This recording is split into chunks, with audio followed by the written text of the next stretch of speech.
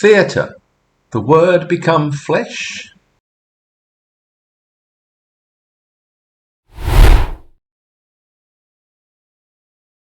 Many years ago, when I was still young enough to be able to pull off the role of the leading man, I performed in many amateur theatre productions.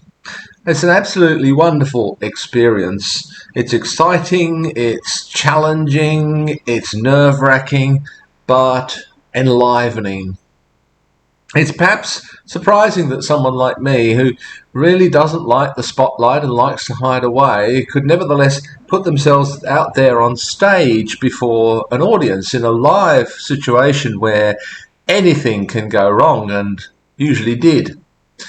But the funny thing about that is that when I was acting, I was able to assume a different persona.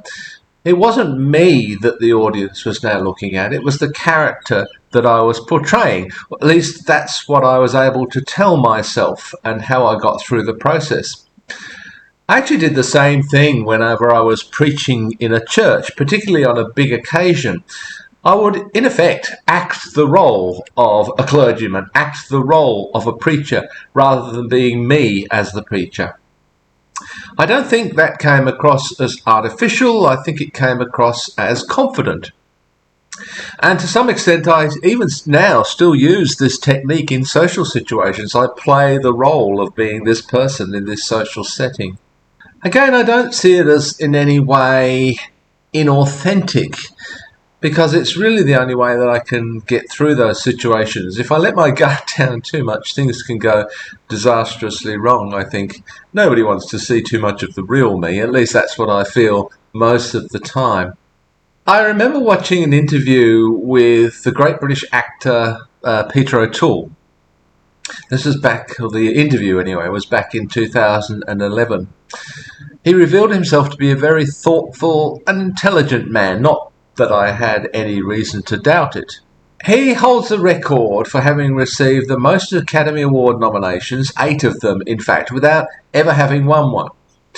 The interviewer remarked that perhaps the problem was that he'd never really made a bad movie, and people therefore took the high quality of his performances for granted. If he'd made a clunker one year and then in the following year followed it up with a masterpiece, maybe he could have won. Just as a passing thought, maybe our failures make our successes look even better. In the course of the interview, Peter made an interesting remark. Without wishing in any way to be blasphemous or irreverent, he said that he'd always felt that in the work of an actor, the word becomes flesh.